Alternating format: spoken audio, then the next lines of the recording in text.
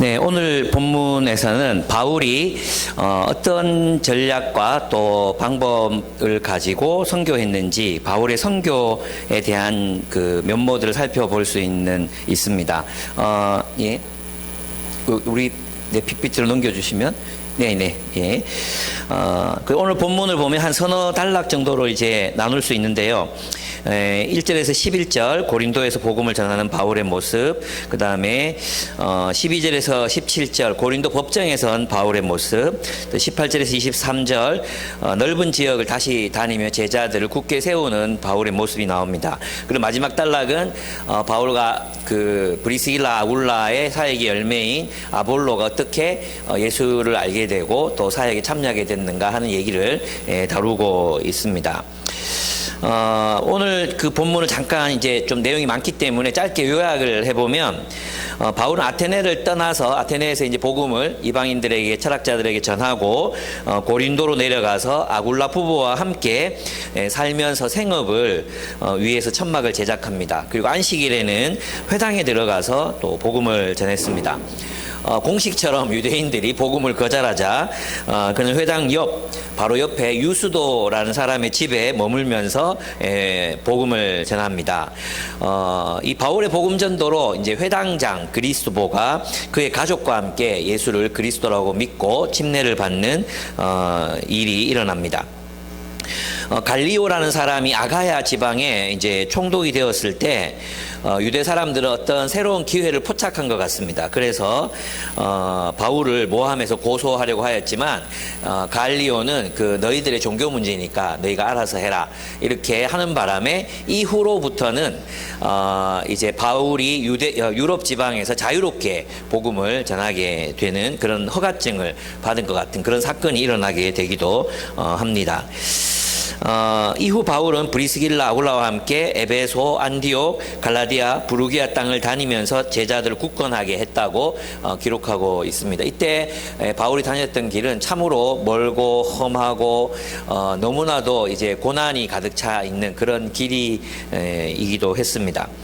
오늘 본문에서는 이제 바울이 어떻게 선교 사역을 펼쳐가는지를 배울 수 있다 했잖아요. 사실 이전까지 17장에 보면은 이제 17장까지 올 때는 바울이 성령의 인도하심을 따라서 떠밀리듯이 이렇게 오죠. 그래서 여긴가 싶어서 갔는데 여기가 아니다. 또 저긴가 싶어서 갔는데 거기도 아니다. 마지막으로 갔는 곳에서 이제 환상을 보고 마게도니아로 올라오라 그래가지고 마게도니아를 건너가서 이제 복음을 전파하게 됩니다. 아테네까지 가는 것만 해도 이제 그때 실라와 디모데를 기다리기 위해서 아테네로 갔잖아요. 그러니까 어떤 의미냐면 바울이 지금까지는 자신의 의도와 목적을 가지고 움직였다기보다는 성령의 강건하심을 따라서 이제 진짜 어디로 가야 될지 무엇을 해야 될지도 모른 채 이렇게 떠밀려 다녔어요. 그죠? 막 떠밀려 다녔어요. 그런데 이제 비로소 사도행전 18장에 보면 와서 이제 바울이 어느 정도 그 자신의 선교사에게 패턴이 이제 이렇게 정해지는 것을 볼 수 있습니다. 이제부터는 바울이 뭔가를 알고 자신의 계획을 따라 자신의 목적을 따라 여행을 주도하고 있는 그런 모습을 볼 수 있습니다. 그러니까 있잖아요. 우리가 성령과 함께 동력한다, 성령과 함께 일한다고 할 때 우리는 무조건적인 맹목적인 그런 복종을 얘기하는 것 같지만 어떨 때는 주님께서는 이게 아니면 확실하게 얘기해 주시고 또 정말 중요한 시간에는 그것을 이제 이걸 하라고 말씀해 주시지만 대부분의 경우에는 그리고 어느 정도 그 사역이 이제 어떤 사역의 흐름을 알게 됐을 때 어떻게 했습니까? 바울에게 그것을 맡기는 장면을 볼 수 있죠.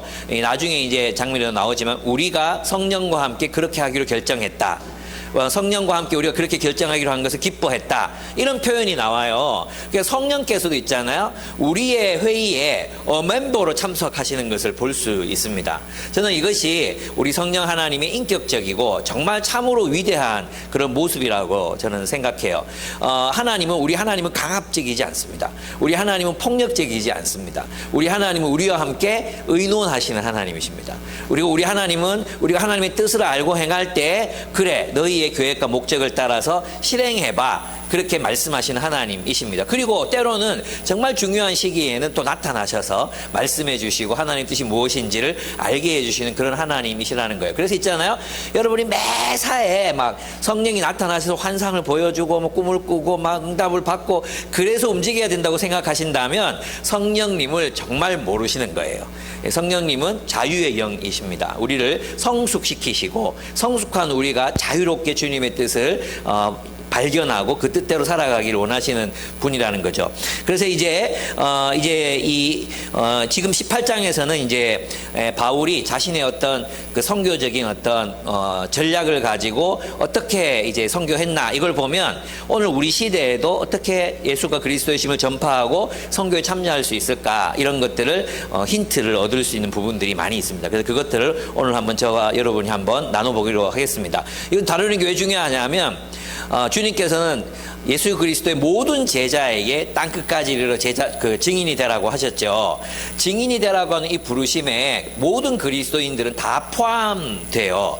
어떤 뭐 엘리트 그리스도인만 그리스도의 증인이 되는 게 아니에요. 모든 그리스도인들은 말 그대로 그리스도인, 그리스도를 따르는 사람, 왕을 따르는 사람들은 이제 하나님께서 이 세상에 한 왕을 보내셨는데 그 참된 왕은 예수 그리스도밖에 없다. 이 사실을 전파하라고 증언하라고 세움받은 사람들이라는 거예요. 그러니까 우리는 사도 바울의 선교 전략을 잘 이해할 필요가 있습니다. 네. 첫 번째로 바울은 가능한 한 넓은 지역에 복음을 편만하게 선포했음을 알 수 있습니다. 바울의 선교 전략은 어떤 거점 지역을 선택하고 거기 있는 교회를 한 교회를 막 키우는 게 아니라 곳곳에다가 넓은 지역에 유럽 전역에 복음을 전하고 교회를 세우고자 했습니다. 왜 그랬을까요? 그 이유는 사도 바울은 자신의 그 사명이 이방 땅에 예수가 그리스도이심을 증언하는 것, 그것이 자신의 사명이라고 생각했거든요. 그것은 뭐냐면 시저가 가이사가 유럽의 온 로마 땅의 왕이라고 알려져 있는 그 땅에 시저가 아니라 예수 그리스도께서 참된 왕이시라는 것을 각각의 정말 중요한 도시들마다 예수가 그리스도이심을 전파하고 예수가 왕이심을, 하나님이 세우신 왕이시라는 사실을 전파하는 것을 자신의 사명으로 삼았던 것 같아요. 그래서 곳곳에 유대 도시, 이 사도 바울이 여행했던 이 도시는 황제가 자신이 어떤 땅을 이제 정복하고 난 뒤에 자신이 황제임을 드러내기 위해서 방문했던 도시들이라고 알려져 있거든요. 그러니까 그 새 왕이 등극하셨다. 하나님이 세우신 왕이 바로 예수 그리스도라는 사실을 증언하기 위해서 그는 이 지역들을 여행하는 것입니다. 또 하나는 뭐냐 하면 작지만 전역에 퍼져 있는 이 작은 공동체들, 성경적인 정말 뜨거운 이 공동체들은 결국은 유럽 사회를 어떻게 만들었습니까? 복음화하고야 말았다는 거죠. 그래서 있잖아요, 큰 교회 하나가 크게 세워지는 것보다도 정말로 복음적인 교회들, 정말로 예수 그리스도께 충성된 교회들을 곳곳에, 작지만 정말 예수 그리스도께 헌신하는 교회들을 곳곳에 세우는 것이 하나님의 선교를 위해서 효과적인 전략이라고 할 수 있다는 것이죠. 그래서 오늘날 이제 저는 이제 그런 걸 꿈꿔요.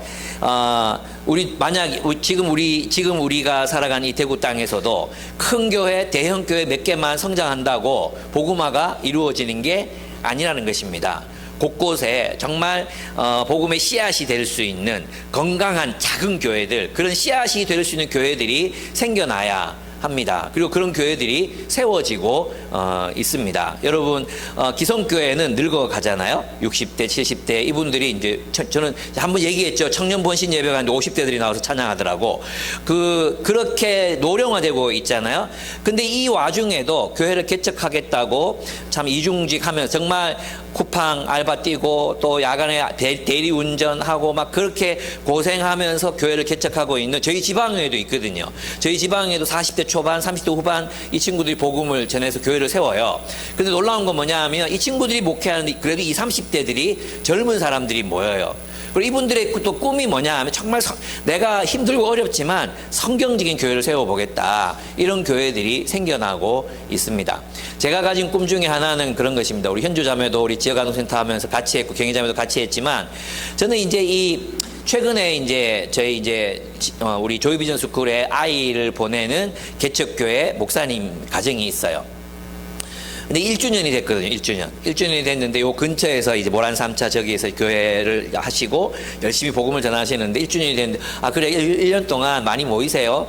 힘들지 않으세요? 이렇게 물으니까 처음 말이 하나님 은혜로 살고 있어요. 도움의 손길들도 많고 참 부족함 없이 사역하고 있습니다. 그게 첫 번째 반응이었고요. 첫 번째 응답이었고 두 번째는 이제 노인분 3분 정도 교회에 오신다고. 그런데 이제 어린이 전도협회에서 하는 그 애들 초대해서 복음 전하는 게 있잖아요. 그거 어린이들에게 복음 전하려고 지금 열심히 어린이 전도협회에서 배우고 훈련하고 또 모임을 진행하고 있다고 이렇게 얘기를 하시더라고요.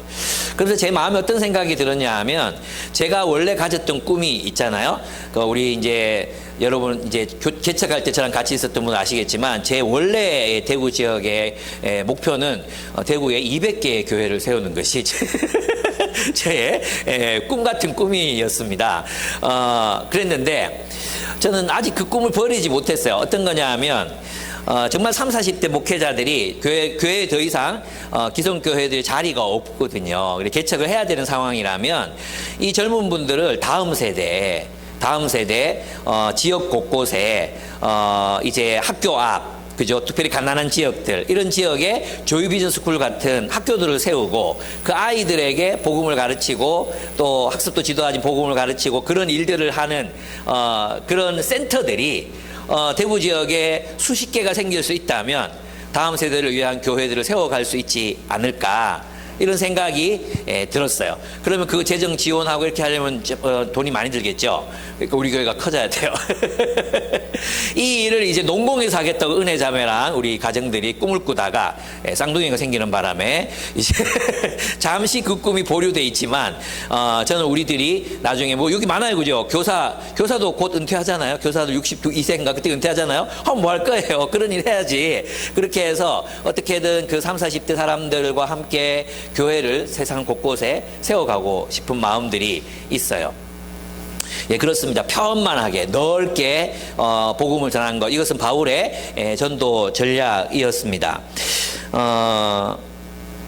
그렇죠. 예. 그리고 또 하나는 있잖아요. 이 고린도에서는 이 가능한 넓은 지역에 복음을 전하면서 이제 아테네를 떠나서 고린도로 내려갔는데 그가 고린도로 내려간 이유가 뭐냐 하면 지중해 지역 전역에 복음을 편만하게 전파하려는 동기로 그렇게 했습니다. 그래서 바울은 어느 한 곳에 집중하지 않고 복음을 넓게 펼쳤는데 그래서 한 지역에서 복음이 전해지고 그리고 리더십이 세워지고 교회가 세워지면 또 급하게 또 다른 쪽으로 이동해서 그곳에 또 교회를 세우고 거기서 공동체가 세워지면 또 다른 지역으로 옮겨가고 이런 전략을 썼던 것을 알 수 있습니다.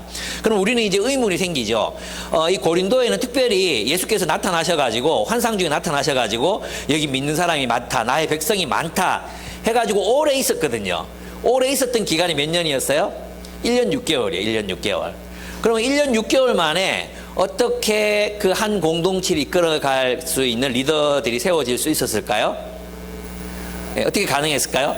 바울이 뭐 탁월한 리더십을 가졌기 때문일까요?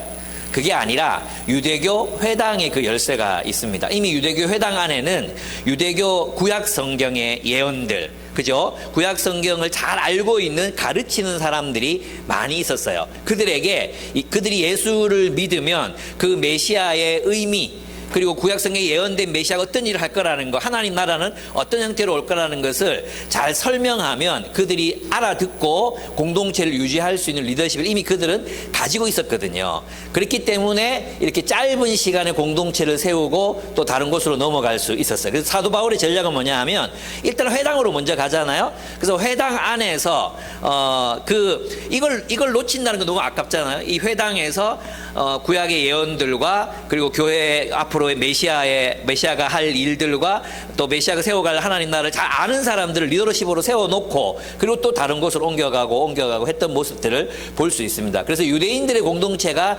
든든하게 세워지면 그들에 의해서 이방인 선교가 이루어질 수 있었기 때문에 바울의 전략은 거기에 있었던 것 같습니다.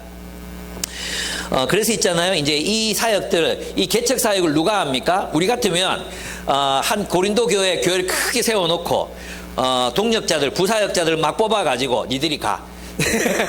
니들이 가. 너 아테네로 가고 너 에베소로 가고 너 가.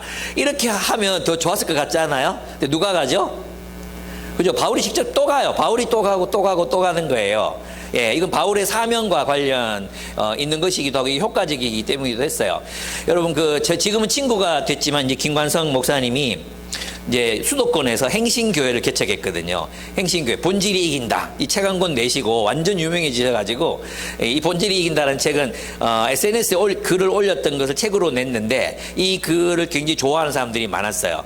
예, 그래서 저는 정말 이제 페이스북에 심혈을 기울여서 이제 한 글을 쓰면 한 195개 정도 나와요. 좋아요가. 잘 안 보거든요, 사람들이. 근데 있잖아. 김관선 목사님이 글을 올리면, 순식간에 450개, 800개, 1000개 이렇게 넘어가거든요. 그 SNS로 유명해지셔서 행신교회가 세워졌는데, 이 행신교회 가난한 지역에 있어요. 근데 그 교회에서 한 500-600명 모이게 되니까, 우리 같으면 분립해서 작게 내주고 이렇게 하잖아요. 이렇게 아니라 그냥 그 교회를 부교육자한테 맡기고 자신은 멀리, 또 수도권에서 개척하면 성도들이 따라올까봐 멀리 울산으로 내려가가지고 교회를 개척했어요. 1년 만에 원래 모교회보다 더 커졌어요. 이게 하나님 은혜죠. 그죠? 왜 나는 그런 은혜를 안 주실까? 이런 게 조금 의구심이 생기기도 하지만 어쨌든 이제 지금 있잖아요. 1년이 지났는데 다시 만나 뵙잖아요. 다시 또 이제 다음 주에 또 보거든요. 같이 또 네 분, 박영호 목사님, 김기현, 나 그리고 이현수 이렇게 만난단 말이에요. 지금 또 고민하고 있는 게 뭐냐 하면 벌써 600명이 됐어. 근데 자기는 이렇대요. 자기는 사람 모으는 거 자신이 있어. 설교하는 거 자신이 있어. 근데 사람들을 공동체로 세우는 게 어렵다는 거예요. 그래서 그거는 나보다 더 잘하는 부교육자한테 맡기겠다. 벌써 있잖아요. 이걸 몇 개로 나눌까? 몇 개로 나누고 자기는 어디로 갈까? 지금 벌써 그 고민에. 저는 그게 참 대단하다는 생각이 들었어요. 저희에게도 이제 청소년 사역이 시작됐잖아요. 저는 이제 청소년 사역으로 제가 갈 거예요. 청소년 사역. 청소년들을 저와 제 아내가 맡아서 이 아이들을 키우는 원래는 이게 김재신 간사님이 하시려고 하셨던 거잖아요. 근데 어떻게 됐냐면 김재신 간사님이 요셉 산지를 너무 사랑해. 요셉 산지 사람들과 함께 교회를 세워가고 싶어해. 그 얘기를 들었을 때 좀 당황스럽긴 했지만 제 마음이 기쁘지 않거나 그런 건 아니에요. 저는 원래 이 청소년들을 데리고 얘들을 교회로 세우면 내 마지막 사역이 되겠구나. 이 생각을 하고 늘 바라고 꿈꾸던 사역이었거든요. 그래서 이제 이 사역을 제가 이제 본격적으로 해보려고 해요. 원래 있잖아요. 대학에 가도 그 교양 수업 있잖아요. 교양 수업. 하버드 대학의 교양 수업 이런 게 정의란 무엇인가. 누가 해요? 하버드에서 제일 유명한 사람이에요. 아주 그 실력 있는 사람들이 하거든요. 근데 우리나라는 청소년 사역 누구한테 맡기냐 하면 그냥 20대 교육 전도사들한테 맡기는 거예요. 걔들이 뭐라 해도 지나 걔들이 다 청소년인데. 그죠? 그러니까 청소년 사역이 안 될 수밖에 없는 거예요. 그래서 우리 교회에서 가장 유능하고 가장 훌륭한 사람이 누굽니까? 저 아닙니까? 그래서 제가 청소년 사역을 할 거예요. 그래서 이제는 이 아이들을, 여러분의 아이들을 내가 다 목사, 선교사, 복음전도자, 간사로 만들 거니까 여러분 절대 나에게 입대지 말아라. 그리고 이게 싫으면 그렇다고 다 풀타임 사역자로 만드는 게 아니라 정말 헌신된 그리스도, 이 아이들을 좀 그리스도의 군사로 기르고 싶은 게 내 마음이에요. 그래서 여러분들이 이 저의 마음을 알아 주셔서 협조해 주시고, 기도해 주시고, 또 나중에 헌금하라고 하면 헌금도 해 주시고, 그렇게 해 주셨으면 감사하겠습니다. 두 번째, 그래서 바울은 가능한 넓은 지역에 복음을 전파했고 그 스스로가 이제 리더십이 생기면 물려주고 또 다른 곳으로 가서 개척하고 또 다른 곳으로 가서 개척했다. 이걸 여러분이 기억하시면 좋겠어요. 그 다음은 뭐냐면 우선순위 문제입니다. 바울은 우선순위를 두고 복음을 전파했습니다. 바울은 거절당할 걸 알았어요. 그죠? 알면서도 늘 어디에 먼저 간다 했어요? 회당에 먼저 가는 거예요. 회당에. 이게 있잖아요. 이건 바울의 습관이었어요. 사도행전 17장 2절을 보시면 17장 2절 요 앞장에 보면 바울은 자기 관례대로 회당으로 그들을 찾아가서 이렇게 얘기해요. 자기 관례대로. 이게 중요한 거예요. 바울은 있잖아요. 이게 늘 우선순위였어요. 바울은 회당에서 유대인들과 경건한 이방인들에게 복음을 먼저 전한다. 이것이 항상 우선순위에 들어있었습니다. 심지어 바울은 회당에서 나와서도 회당을 타겟으로 삼아요. 그죠? 그리고 회당에서 나와서 회당 안에 있는 사람을 회심시키잖아요. 그건 누구예요? 여기 보면은 그 회당장 그리스보와 그의 모든 가족이 침례를 받잖아요. 이것은 뭐냐 하면 사도 바울이 전략적으로 우선순위 어디에 두었는가를 이제 알 수 있는 거죠. 그래서 바울의 사역은 늘 이제 집약돼 있었다고 할 수 있어요. 회당을 먼저, 그리고 회당을 통해서 이방인들에게 복음이 전해지는 것을 하나의 전략으로 삼았다. 이것을 알 수 있습니다. 그런데 회당에서 실패했다고 해서 이게 끝난 게 아니라 원래 목표가 뭐예요? 이방인들에게도 복음을 전하는 거잖아요. 그래서 이방인들에게 복음이 전해질 때 그 흐름을 보고 또 복음을 전하고 교회를 세우고 했던 모습들을 볼 수 있습니다. 그러니까 바울은 성경을 잘 아는 유대인에게 이방인의 선교와 양육을 맡기려 했던 것이라고 생각해 볼 수 있어요. 우리 교회는 어디에 집중합니까? 우리 이제 바울은 선교사였기 때문에 편만하게 복음을 이제 전파했지만 우리 세워진 지역 교회잖아요. 우리는 그러면 어디에 집중해야 될까요? 예, 그래요. 이제 제가 설교 때마다 몇 번 얘기했지만 많은 지역 교회들이 선교 대상이요. 선교 목표가 없어요. 선교지에 가잖아요. 여러분들이 선교사라고 가정을 해봐. 예? 수찬 형이 제가 인도네시아를 갔어. 그러면 내가 인도네시아 전부를 복음화하겠다. 이러면은 안 돼. 그죠? 그럴 수 있는 사람은 아무도 없잖아요. 그럼 어디로 가야 될까요? 우리나라에 들어왔던 선교사들은 굉장히 좋은 전략을 가지고 들어왔어요. 어디로 들어갔어요? 황실에 복음을 전했잖아요. 황실에.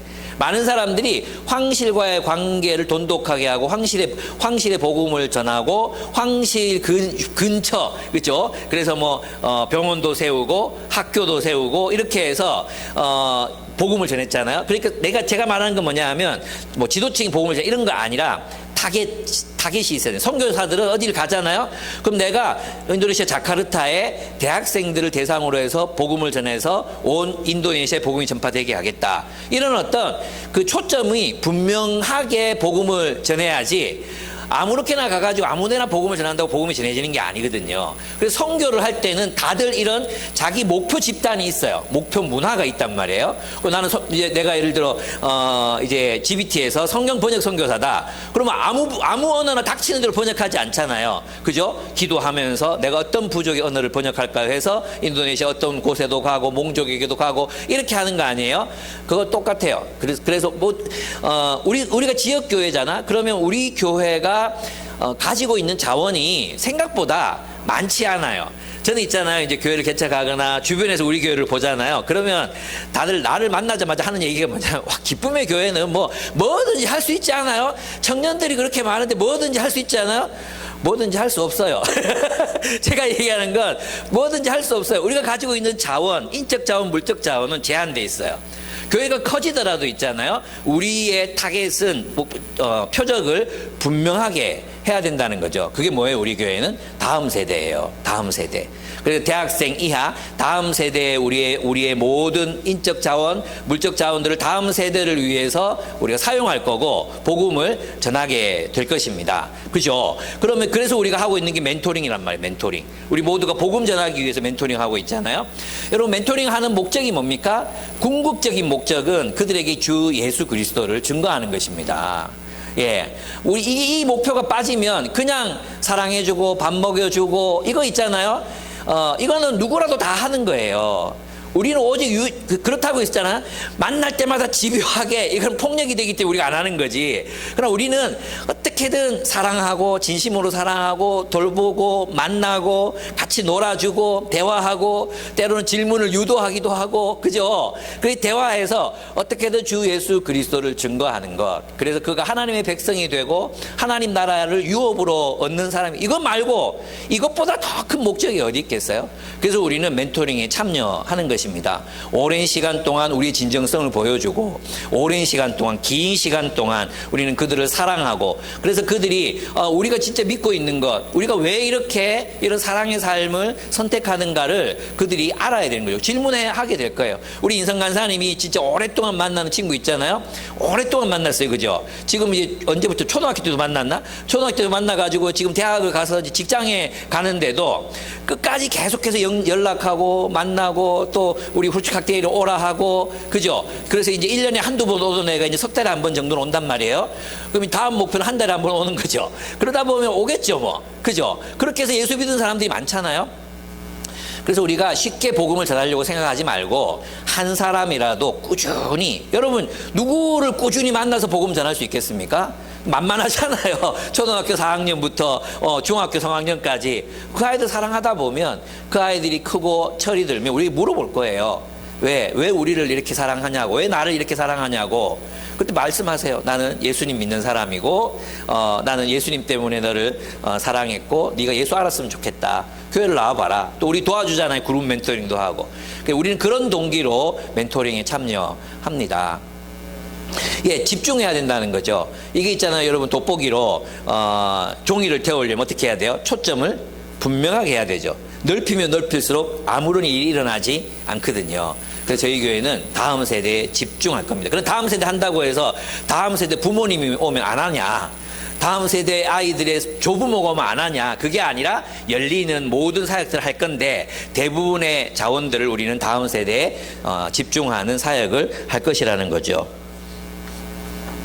예, 그렇습니다. 또 하나 있습니다. 바울은 또 어디 우선순위를 뒀냐 하면 복음을 증거하는 일에 우선순위를 두었어요. 여러분 있잖아요. 많은 사람들이 바울의 선교 사역을 보면서 텐트 메이커를 이상형으로 생각하는 사람들이 많아요. 그죠? 모든 선교사들은 그래서 자기 직업이 있어야지. 모든 목회자들도 자기 직업을 가지고 교회를 목회해야지. 이렇게 생각하는 사람들이 많거든요. 근데 이건 정말 목회를 몰라서 하는 이야기예요. 정말 많은 에너지와 집중을 하지 않으면 이 목회가 전도가 선교 사역이 제대로 이루어질 수가 없어요. 그래서 이제 제가 아는 그 목사님 한 분도 처음에는 이제 이 일을 하면서 교회를 세우려고 커피 사업을 시작했는데 커피 사업이 잘 되니까 목회할 시간이 없는 거예요. 그래서 둘 중에 고민을 하다가 커피를 선택했어요. 그런데 목사잖아요. 목사이기 때문에 부담감을 떨칠 수가 없잖아. 최근에 결정한 게 뭐냐 하면 교회와 선교사들에게는 이 기술을 훈련시켜서 어떻게든 교회로 설 수 있도록 돕는 걸 자신 선교적인 목표로 삼았더라고요. 예, 그렇게 될 수밖에 없거든요. 그래서 있잖아요. 뭐 이중직 나는 이제 어떤 서울의 유명한 목사님께서 은퇴한 목사님께서 그런 얘기를 하셨단 말이에요. 목회자들이 요새 너무 나이브하게 목회를 하고 있다. 돈 벌어가면서 언제 목회를 하냐. 전문적인 목사들은 다 전문가가 돼야 된다. 목회에 집중해라. 이중직 다 내려놓고 집중해라. 이런 얘기를 했거든요. 그런데 제가 만나본 대부분 40대 목회자들은 목회를 하기 위해서 일을 해요. 뭐 누가 후원해 주는 것도 아니고 돈을 대주지도 않잖아요. 그래서 자기들끼리 어떻게든 돈을 벌면서 이중직 하면서 이렇게 교회를 세워보려고 하는 사람들한테 그거 다 때려치고 그냥 목회만 해라. 이건 너무 폭력적인 거죠. 만약에 그렇게 되려면 교회들이 더 많이 지원해야 돼요. 여러분 있잖아요. 해외 선교는 해외 선교사라는 이유만으로도 후원을 받을 수 있어요. 그 똑같은 일을 하는데 근데 30, 40대들이 교회를 개척하면 그냥 버림받아요. 노회에서 정말 좋은 노회는 도와주는 노회들이 있거든요. 노회 지방에서 놓아줘요. 그러니까 대부분의 교회들은 그냥 자신들의 개인의 문제라고 생각하고 그냥 내버려 두거든요.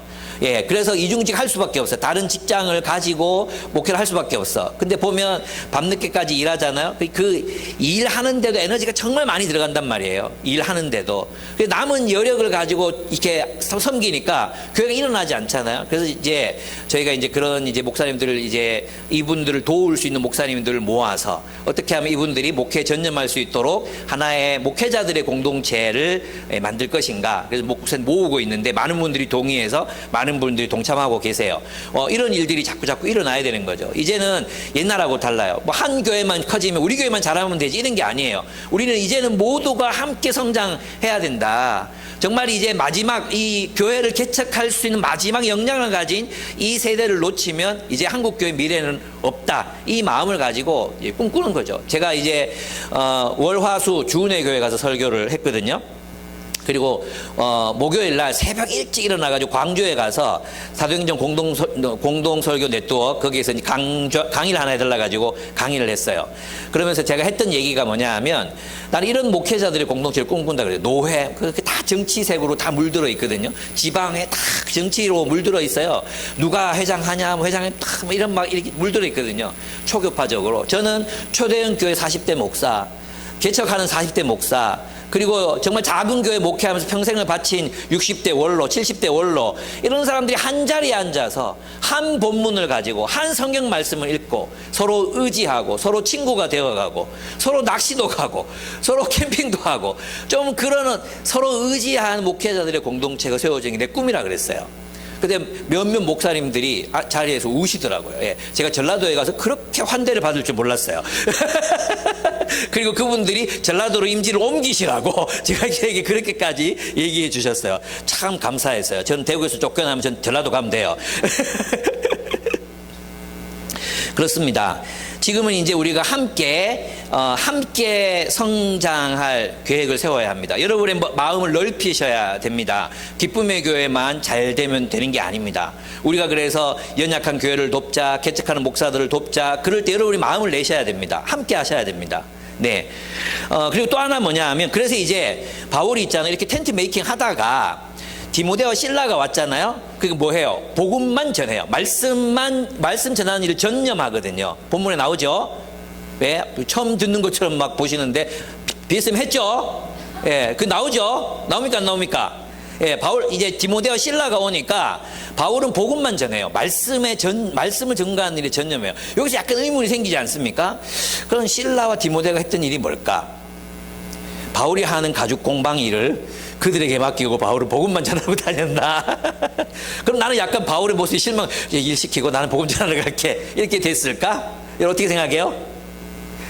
예, 아마도 후원금을 가지고 오지 않았을까 이런 생각은 들어요. 그래서 같이 복음을 전했을 것 같은데, 어쨌든 제가 여기서 이제 발견한 중요한 원칙 중에 하나는 뭐냐 하면, 목회자나 선교사는 전념할 수 있도록, 말씀을 증거하는 일에 전념할 수 있도록 생활비를 교회가 대고 함께 또 그 사역을 세워갈 수 있도록 하는 것이 중요한 원칙이라는 거죠. 네, 그렇습니다.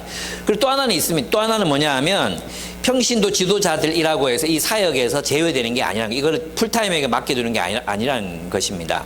저는 있잖아요, 이 복음 전도가 우리가 하는 모든 일이 하나님의 일 맞아요. 루터가 말했듯이 신발을 만드는 사람이나 그리스도의 말씀을 전하는 사람이나 똑같이 성직이에요. 똑같이 성직이고 똑같이 하나님의 일이에요. 그러나 우리 모든 그리스도인들은 자신의 직업뿐만 아니라 그리스도를 증언하라는 사명을 더 받고 있는 거예요. 이중적으로 받고 있는 거죠. 이해되십니까? 그렇기 때문에 복음 전도보다 더 중요한 사역은 없다고 생각해요. 내 직업도 사역이고, 내가 직장에서 하는 섬김도 사역이고, 그 직장에서 하는 일들을 통해서 다른 사람, 이웃을 섬기는 것도 사역이에요. 그럼 우리가 받은 사역이 하나가 더 있는데, 그것은 그리스도의 증인이 되는 사역이라는 것입니다. 그것은 복음을 전하는 사역입니다. 저는 이 복음 증거보다 더 중요한 사역은 없다고 생각합니다. 왜냐하면 이것은 영원과 관련된 일이기 때문이에요. 그래서 이제 로잔 언약에서도 이야기했지만, 이 두 개, 복음전도, 사회적 책임 무엇이 더 중요한가 했을 때 영속적인 면에서 복음전도가 우선한다. 논리적인 면에서 복음전도가 우선한다. 복음전도 없이 그리스도인이 나올 수 없고, 그리스도인 없이 사회적 책임이 나올 수 없기 때문에 논리적으로나 영속적인 의미에서나 가치에 있어서 복음전도 우선한다는 것은 로잔 언약의 선언이었거든요. 저도 거기에 동의합니다. 그래서 우리가 모든 일을 행할 때 복음전도를 우선순위에 둘 필요가 있다는 것입니다. 주은혜 교회 가서 설교했다 했잖아요. 여기는 있잖아요, 이제 서초동에 교회가 있어요. 서초동에 교회가 있는데, 이 서초동이 얼마나 비싼지 여러분 아시죠? 정말 비싸거든요. 근데 교회 이제 이 크기가 우리 두 개층 합한 것보다 조금 작아요. 지하 2층에 교회가 있어요. 근데 한 달 월세가 2천 몇백만 원이에요. 한 달 월세가. 우리 이제 요거 다 사가지고 내는 월세, 이제 뭐 월세가 아니라 이자가 411만 원 정도 나가거든요. 한 달 월세가 2천만 원이에요. 그러니까 사람에게 쓸 돈이 없잖아요. 부교육자를 못 뽑는 거죠. 그래가지고 월세 그래가지고 대학부를 누가 맡고 있냐?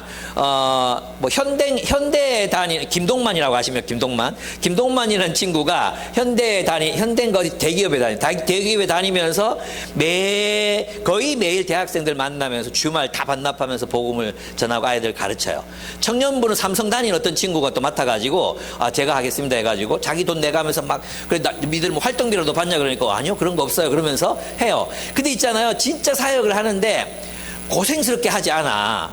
가서 제가 놀랬던 게 뭐냐면 되게 즐거워해요. 되게 기뻐하고 되게 즐거워하고 행복하게 사역하는 모습을 봤어요. 그러면서 이제 사회에서도 인정받는 거예요. 세상에서 인정받고 한 친구는 신원수라고 있어요. 신원수 이제 아시는 친구 있을지 모르겠는데 있어요. 아주 뭐 정말 재밌는 친구 있거든요. 이 친구는 니베아 독일교 회사에서 전국 1위 영업사원이에요. 돈도 많이 벌어요. 근데 이 친구들이 우선순위를 분명하게 하면서도 세상에서 인정받고 그러다 하나님이 나는 그렇게 해주신 것 같다는 생각을 했어요. 근데 여러분 우리는 어떻습니까? 우리는 이제 자신감을 점점 잃어버리고 있습니다. 또 아기 키운다고 그동안 복음 전한다는 생각을 별로 못했습니다. 그죠? 이 복음 전해야 됩니다.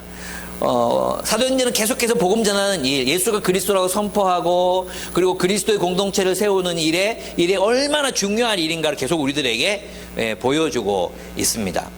여러분 우리가 하는 일에만 멈춰 있지 말고 우리끼리 노는 일에만 얼마나 좋습니까? 좋은 사람들끼리 이렇게 다 모여가지고 좋은 사람들하고 교제하고 좋은 사람들하고 놀고 얼마나 행복합니까? 주님은 여기 머물지 말라 말씀하십니다. 나가야 합니다. 누군가 복음을 전해야 합니다. 우리를 통해 예수 믿는 사람들이 나타나야 합니다. 예, 계속해서 말하기 쉬지 말라고 주님 말씀하시잖아요. 예, 우리 복음 전해야 됩니다. 복음 전한다고 생각하니까 막 거부감부터 생기잖아요. 사랑해야 합니다. 예, 그래서 멘토링 시작하시는 거예요. 청소년을 만나든지 아이를 만나든지 뭐 조성 가정을 섬기든지 다문화 가정을 섬기든지 한 가정 선택하셔서 열심히 사랑하십시오. 그들이 물어올 때까지 사랑하십시오. 그들이 왜 우리를 이렇게 사랑하느냐고까지 물어올 때까지 사랑하십시오. 이제 저도 섬기는 도틸의 가정이 목사가 뭐예요? 라고 묻기 시작했습니다. 이 친구들이 제가 목사인데 처음 소원이 뭐였는지 아십니까? 부산 용궁사에 데려달라는 게 제 첫 소원이었어요. 용궁사철. 그리고 목사를 데리고 용궁사에 가서 제일 먼저 한 일이 뭔지 아십니까? 부처 앞에 달려가더니 막 절하더라고요. 목사를 뒤에 두고. 그랬던 친구들이 이제 점점점 관심을 기울이기 시작합니다. 그렇습니다. 이것이 우리가 이 땅에서 해야 될 일이라고 저는 믿습니다. 세 번째, 바울은 영적 리더십을 발휘합니다. 영적 리더십이 뭡니까? 영적 리더십이란 신자들에게 영향을 미쳐서 하나님 나라 선교에 헌신하게 하는 것이 리더십입니다. 그래서 영적 리더십은 나를 통해서 누군가가 하나님 나라의 비전을 보고 하나님 나라의 사역에 실제적으로 참여하는 사람들이 생겨날 때 내게 영적 리더십이 있다고 말하는 것입니다. 어떤 지위가 주어졌다고 해서 우리가 리더십을 가지게 되는 게 아니에요. 여러분 우리가 다 영적 리더십을 가졌다면 나 때문에 누군가가 하나님 나라를 꿈꾸고 그리고 그 하나님 나라에 헌신하는 삶을 살아갈 수 있어야 한다는 거죠. 그게 영적 리더십이에요. 나를 통해서 변화된 누군가가 그냥 삶이 변했다. 거기에 머무르는 것이 아니라 그 사람의 삶이 내가 주를 위해서 나는 하나님 나라를 꿈꾸게 되었어요. 그리고 그 하나님 나라의 사역에 어떤 형태로든 참여하게 하는 것, 실제적으로 참여하게 하는 것, 그게 영적인 리더십이에요. 숲지기들의 역할은 공동체를 잘 관리하는 게 아니에요. 소그룹 리더의 역할은 잘 공동체를 관리하는 게 아니에요. 그들에게 선한 영향력을 미쳐서 내가 꿈꾸는 하나님 나라, 예수께서 꿈꾸셨던 하나님 나라를 위해서 각자의 은사에 따라 헌신토록 하는 것, 자기 주심적인 삶에서 돌이켜 하나님 나라를 위해 살게 하는 것, 그것이 영적 리더십의 본질이라고 할 수 있습니다. 여러분 브리스길라와 아굴라는 클라우디오 황제 때 일어난 칙령 때문에 쫓겨왔잖아요. 본도에서 이탈리아에서 쫓겨와서 바울을 우연히 만나게 됩니다. 바울을 우연히 만나고 나서 처음에는 있잖아요. 그들이 그냥 생업을 같이 했어요. 생업을. 그죠? 생업을 같이 했어요. 아마도 클라우디오 황제 때 일어난 칙령이 크레스투스, 그리스도, 예수님 때문에 일어난 어떤 폭력 사태가 있었던 것 같아요. 그러니까 그리스도인들, 유대인들이 박해하는 일이 있었겠죠. 그게 시끄러우니까 클라우디오가 이제 이 모든 유대인들을 추방하는 이 명령을 내렸던 것 같아요. 그 칙령은 크레스투스라는 미지의 인물, 우리는 그리스도라고 생각하는 그 미지의 인물이 실제로 그 역사적 기록물에 나타나 있거든요. 크레스투스, 그리스도로 말미암아 일어난 폭력 사태 때문에 추방했다는 문서가 남아 있어요. 그런 걸 보면 이 크레스투스가 누군가 의문이 생기잖아요. 우리는 이제 그리스도, 예수님 때문에 복음 때문에 생겨난 갈등이었을 것이다라고 생각해요. 어쨌든 쫓겨왔어요. 근데 이제 이 사람이 이때 그리스도인이었는지 아니었는지 확실히 나와 있지는 않지만 제가 보기에는 그리스도인이었던 것 같아요. 그래서 바울이 아마 찾아갔던 것 같고 교제했는데, 처음에는 생업을 같이 했잖아요. 근데 성경에 보면 있잖아요, 이 브리스길라 아굴라는 특별한 지위를 가져요. 특별한 지위라기보다도 초대교회에서 특별한 위상을 가져요. 여러분, 바울이 쓴 성경 3권에 이 두 부부의 이야기가 함께 나옵니다. 부부의 이름이 얼마나 놀랍습니까? 디모데후서 4장 19절에 보면 브리스가와 아굴라 및 오네시보로의 집에 문안하라. 꼭 인사해야 된다. 이게 성경을 쓰면서 있잖아요. 꼭 인사해라고 얘기합니다. 로마서 16장 3절에도 보면 너희는 그리스도 예수 안에서 나의 동력자들인 브리스가와 아굴라에게 문안하라. 예. 바울의 안부를 알려달라고 그렇게 얘기를 하는 겁니다. 그리고 고린도전서 16장 19절 아시아의 교회들이 너희에게 문안하고 아굴라와 브리스가와 그 집에 있는 교회가 주 안에서 너희에게 간절히 문안하고 라고 쓰고 있습니다. 그러니까 이 브리스가와 아굴라는 얼마나 초대교회에서 중요한 역할과 사역을 감당했는지 몰라요. 대부분 바울도 결혼했는지 안 했는지 논란이 많잖아요. 바울 부인 이름 안 나와요. 베드로 부인 이름 안 나와요. 베드로 부인 이름 아는 사람 아무도 없어. 안 나오니까 몰라요. 그죠? 디모데 부인 이름 몰라요. 근데 부부 이름이 함께 나오는 유일한 사람 브리스길라와 아굴라. 그것도 여자 자매 이름이 먼저 나오는 거예요. 정말 대단하지 않습니까? 이런 사람을 길러냈어요. 아볼로는 당대 학자였거든요. 유대교의 정통한 학자였고, 그리고 그 예수를, 유대교의 그 예언들을 가지고 예수를 증명해내고 유대인들을 굴복시키고 있는 학자였거든요. 이 아볼로를 가르친 사람이 누구였어요? 브리스길라와 아굴라였어요. 예. 근데 브리스길라와 아굴라를 길러낸 사람이 누구였어요? 바울이었어요. 바울. 예. 그렇습니다. 이게 영적 리더십이라고 할 수 있습니다.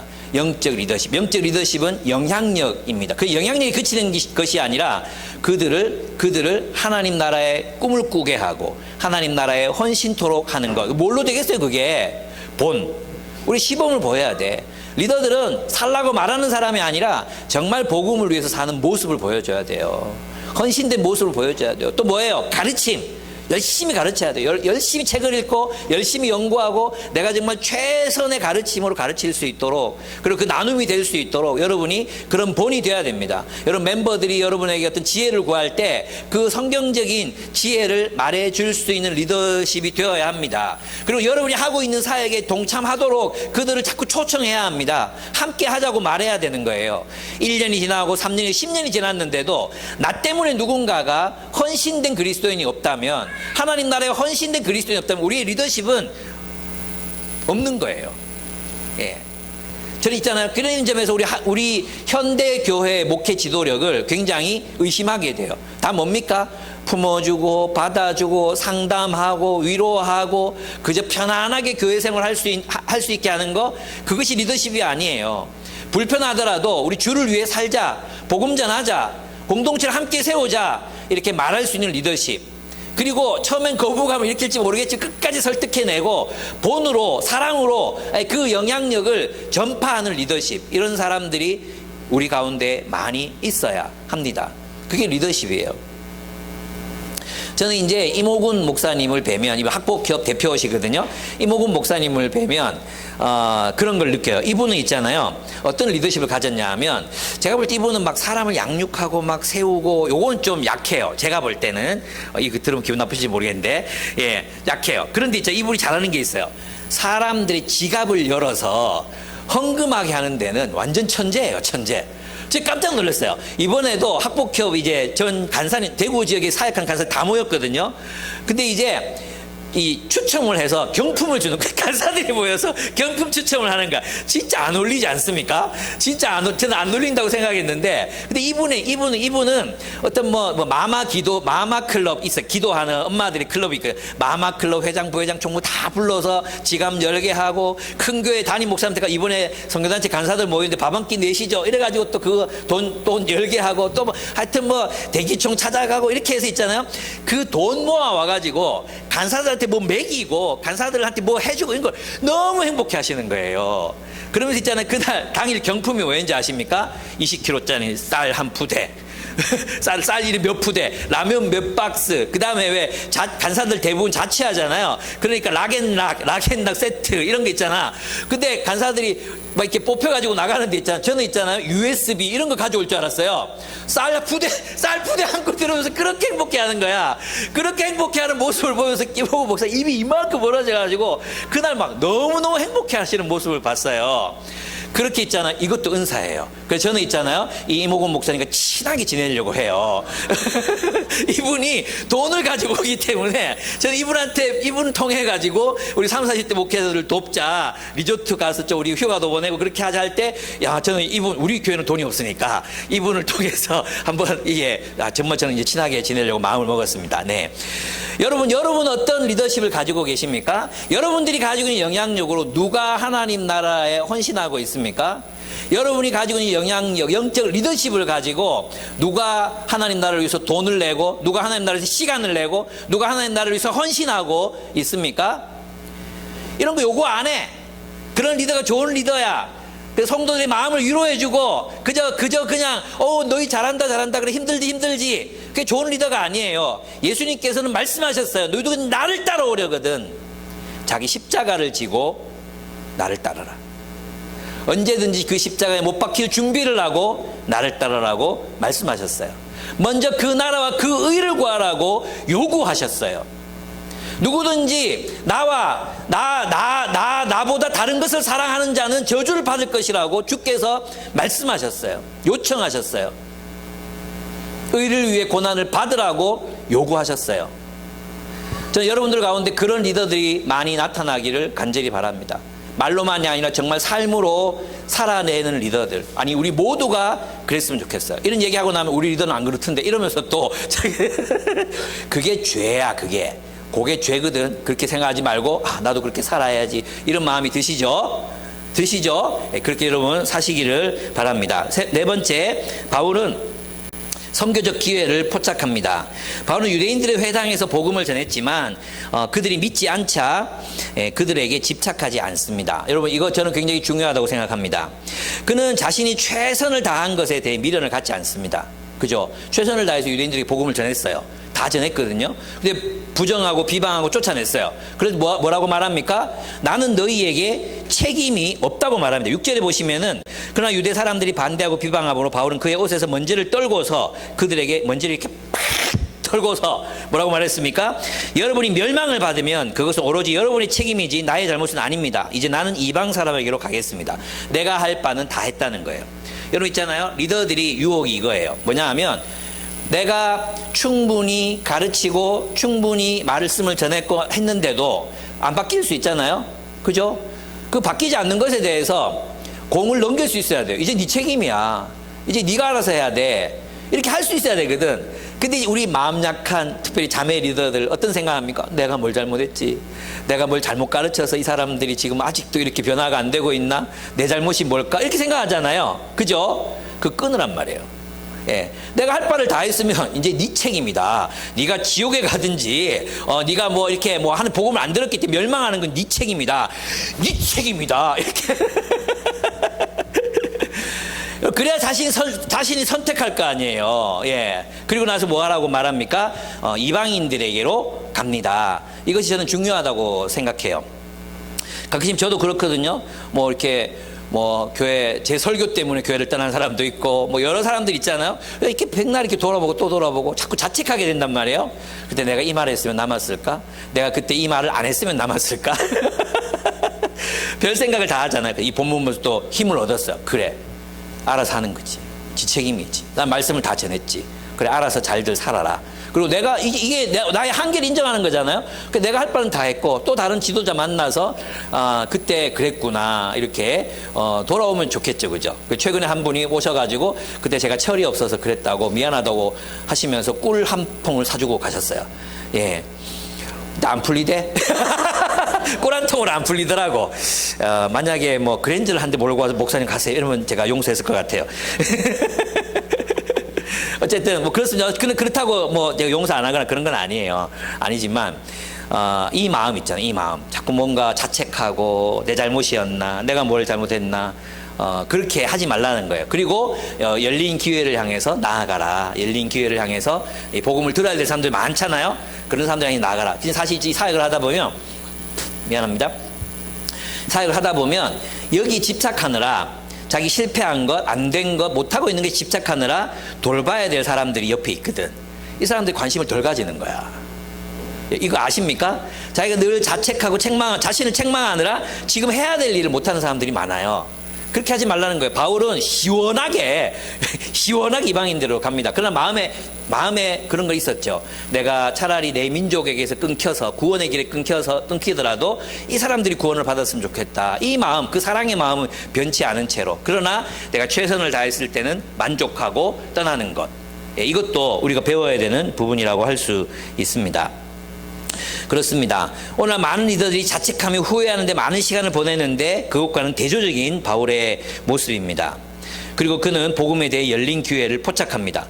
회당 밖에서 회당 안에 있는 사람들에게 복음을 전하고 열매를 맺습니다. 그리고 고린도 사람들에게도 복음을 전해서 많은 사람들을 주님께로 돌아오게 합니다. 저희 교회도 그랬던 것 같아요. 공부방 했어요.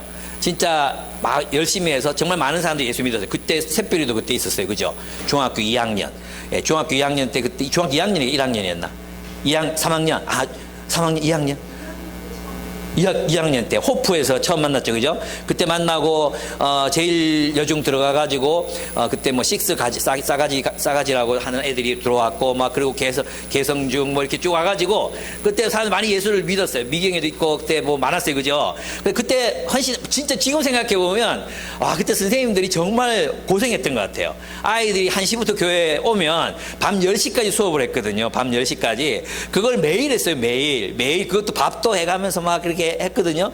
그리고 늘 착한 애들만 온 게 아니었거든요. 뭐 훔쳐가고 지들끼리 10원짜리 욕하고 어떨 때 보면 둘이 끌어안고 있고 막 이런 것들도 수없이 많았는데 어쨌든 그들에게 복음을 전했어요. 그러다가 학교가 중국에서 점점 없어지니까 그 현주자매랑 같이 의논하다가 학생이 없다 어떡하냐, 우리가 가자. 그래서 멘토링 하게 된 거예요. 그래서 안 오면 가면 되지, 우리 각자 가면 되잖아. 그래서 이제 나가서 복음을 전하자 한 게 멘토링이에요. 여러분들이 여기 적극적으로 그래도 우리가 할 수 있는 정말 적은 시간 내에서 할 수 있는 복음 전도예요. 여러분 서울의 주은혜 교회 갔으면 매 주말마다 이제 버스 정류장 가서 노방전도 해야 돼요. 매 추석 때마다 저 중국 가가지고 선교해야 돼요. 그러고 싶습니까?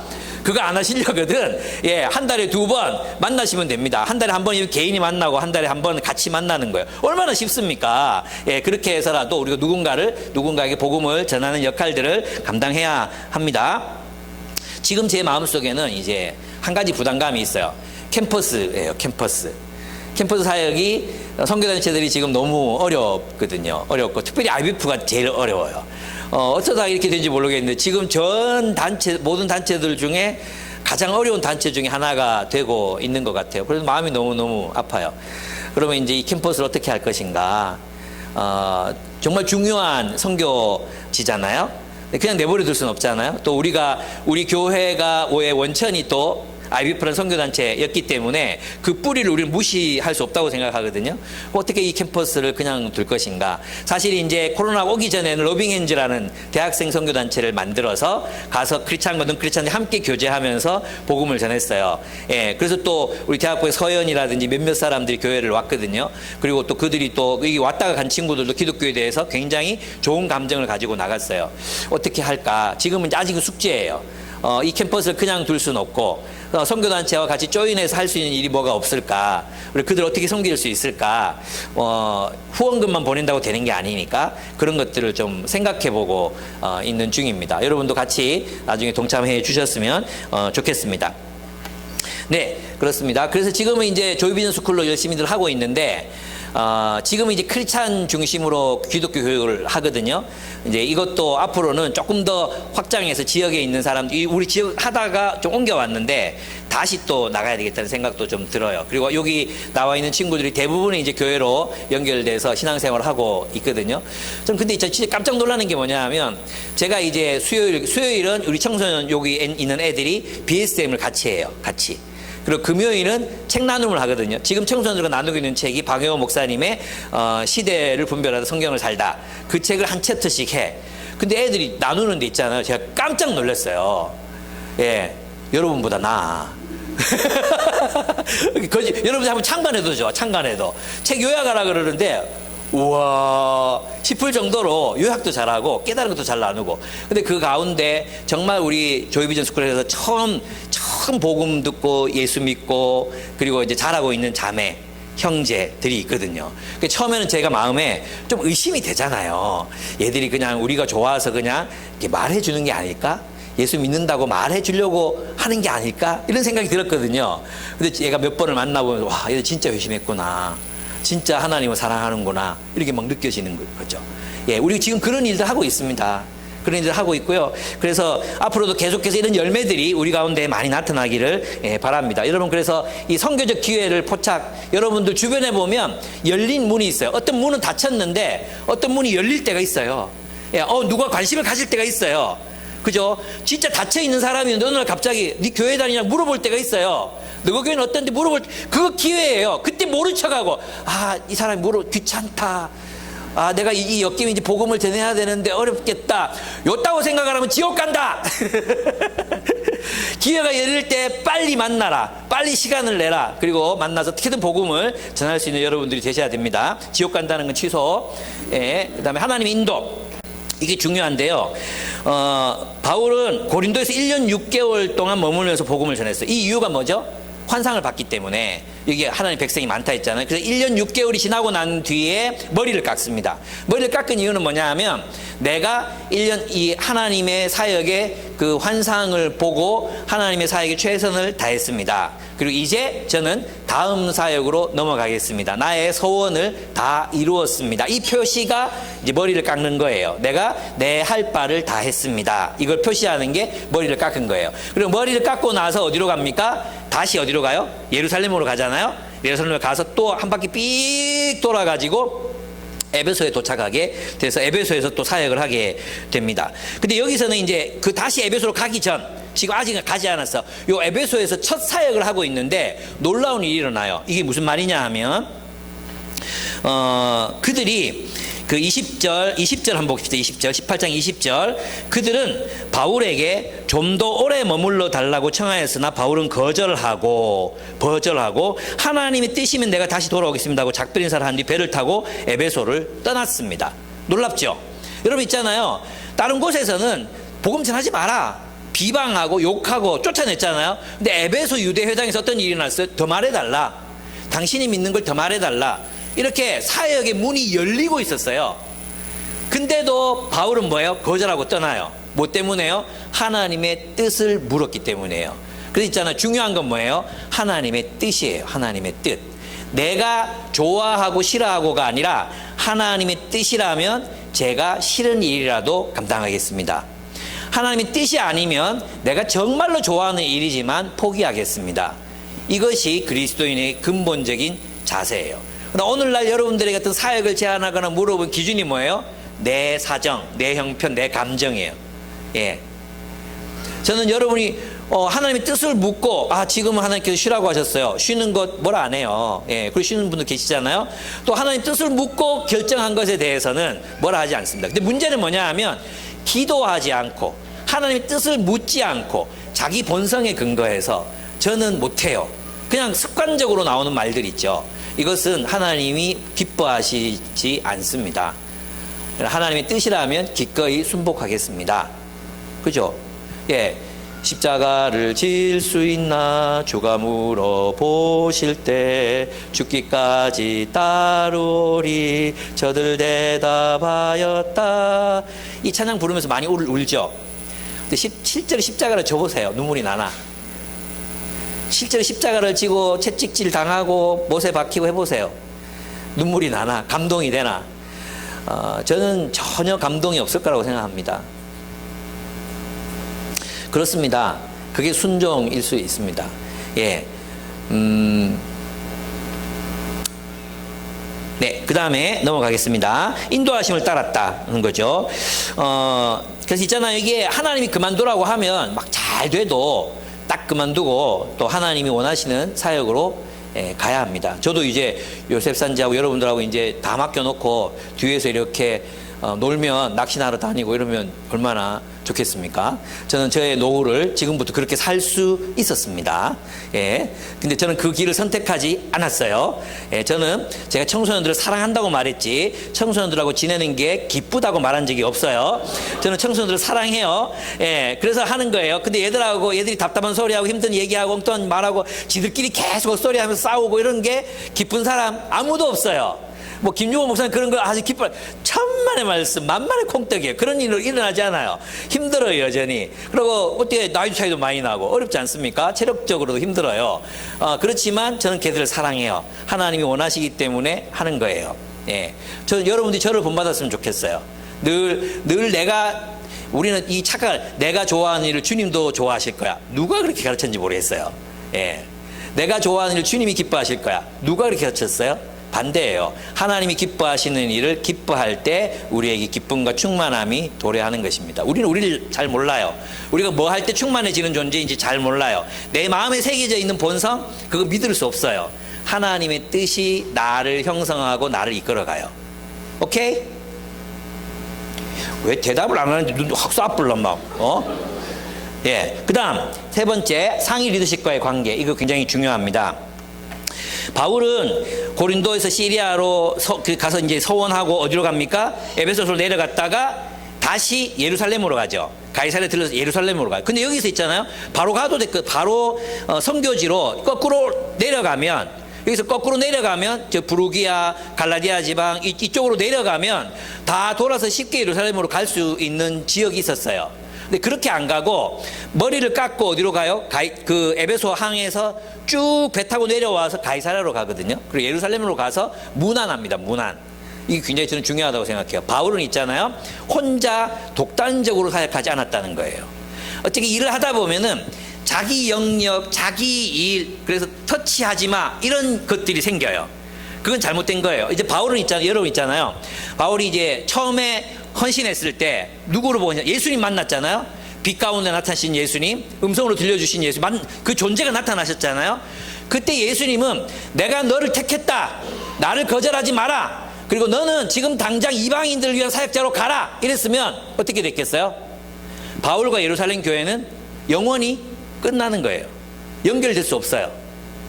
무슨 말인지 이해되십니까? 바울은 나중에 예수가 나한테 직접 얘기했다고 이러면 이렇게 됐으면 두 개의 기독교가 생기는 거죠. 그죠? 근데 하나님은 철저하게 사람을 통해서 말씀하세요. 아나니아를 보내십니다. 아나니아에게 바울이 뭘 할지를 가르쳐 주게 하십니다.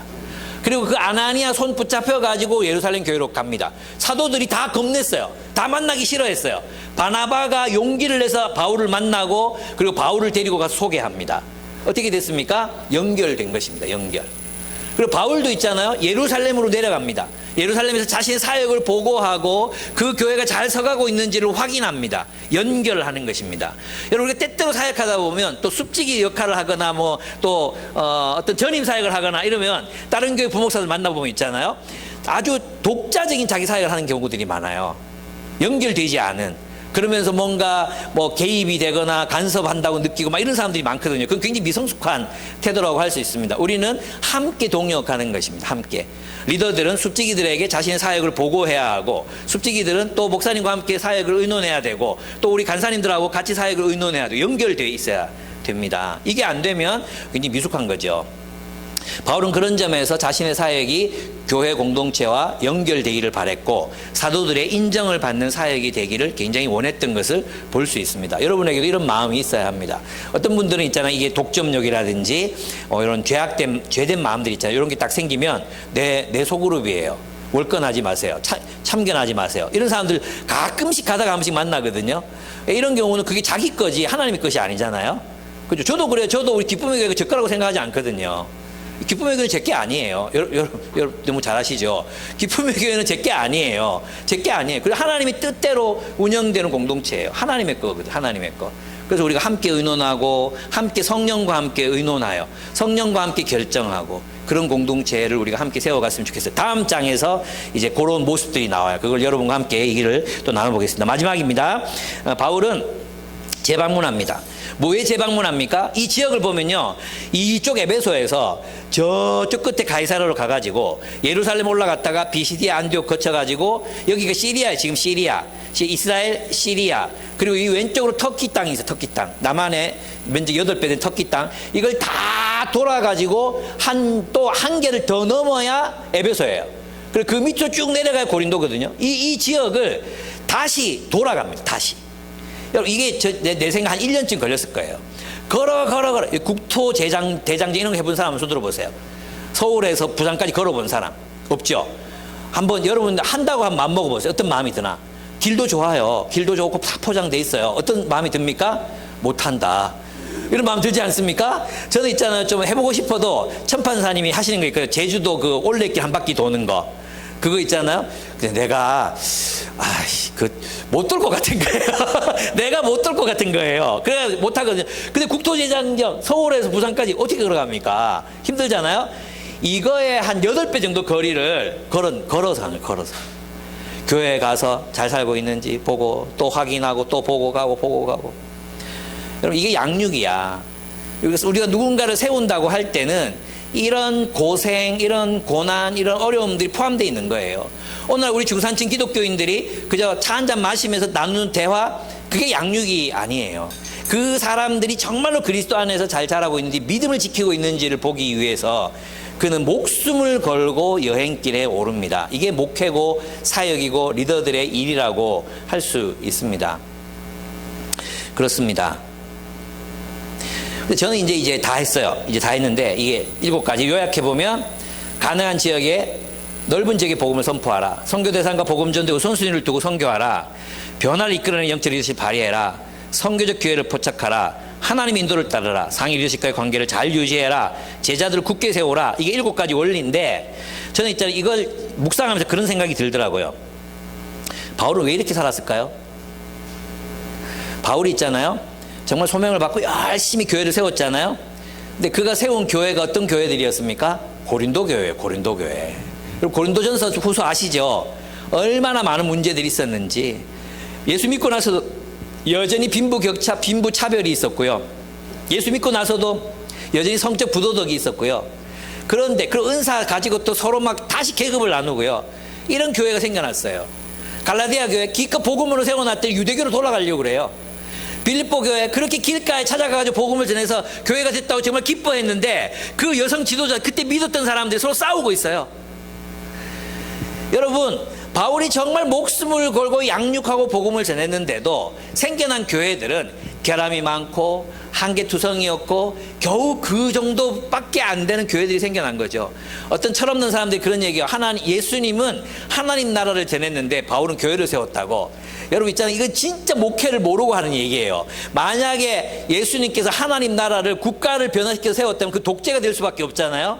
어쩔 수 없이 새로운 공동체를 일으켜야 되는데, 예수님이 사역을 했어도 고린도 교회는 고린도 교회예요. 고린도 교회가 뭐 천국으로 바뀌는 게 아니잖아요. 무슨 말인지 아시겠습니까? 그럼 왜 그렇게 했을까요? 왜 그는 이렇게 한계 많은 공동체들을 세우려고 이렇게 사역을 했을까요? 왜?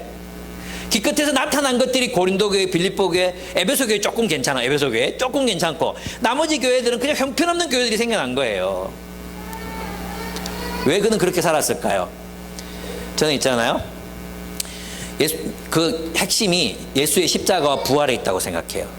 예수의 십자가와 부활. 그럼 부활을 목격했거든요. 부활을 목격했다는 것은 결국 하나님께서 온 세상을 새롭게 창조하실 것이라는, 새 하늘과 새 땅으로 새롭게 창조하실 것이라는, 하나님의 정의와 공의를 실현하실 것이라는 그 확신을 바울이 가졌기 때문이에요. 예. 그 소망, 그리고 예수에 대한 믿음, 그 예수께서 참으로 이미와 아직 사이의 교회를 보존하고 온 세상에 복음이 전파되게 하고 교회를 세워가실 것이라는 예수 그리스도에 대한 믿음, 그리고 사람들에 대한 사랑. 여러분, 바울은 정말로 자신 동족을 사랑했거든요. 내가 하나님의 사랑에서 끊어질지라도 내가 내 동족이 구원을 받는다면 그것조차도 내가 감당하겠다. 내가 지옥에 가더라도 동족들이 예수 믿을 수 있다면 내가 지옥에 갈 수 있다고 말했던 사람이 바울이었거든요. 믿음과 소망과 사랑이 그로 하여금 그런 삶을 살게 했습니다. 여러분, 우리가 주를 위해 사는 것은 사역의 열매 때문이 아닙니다. 내가 했던 사역 때문에 공동체가 변하고 공동체가 커지고 믿는 사람들이 늘어나고 사람들이 눈물을 흘리면서 변화되고 그것 때문에 우리가 예수를 위해서 사역하는 것도 아닙니다. 우리는 예수를 믿고 하나님 나라를 소망하고 사람들을 사랑하기 때문에 이 일을 합니다. 우리는 주님을 신뢰합니다. 주님께서 이 땅에 약속하신 하나님의 나라를 이루실 것입니다. 주님께서 부활로 그 날이 반드시 오리라는 것을 부활로 증명해 보이셨습니다. 그는 사람들을 사랑했습니다. 똑같은 마음이었으면 좋겠습니다. 여러분 사랑하는 자녀가 예수 안 믿고 심판받아 지옥에 간다고 상상을 해보십시오. 부모님 어떤 마음이 드십니까? 여러분 아마 이런 기도를 하게 될 것 같아요. 하나님, 나는 지옥 가도 좋습니다. 내 사랑하는 자녀는 구원해 주십시오. 주님을 알게 해 주십시오. 주님, 내 사랑하는 자녀가 주를 알게 되기를 원합니다. 주님, 떠나지 않게 해 주십시오. 나는 지옥 가도 좋습니다. 그렇게 기도하지 않겠습니까? 그게 바울의 마음이었어요.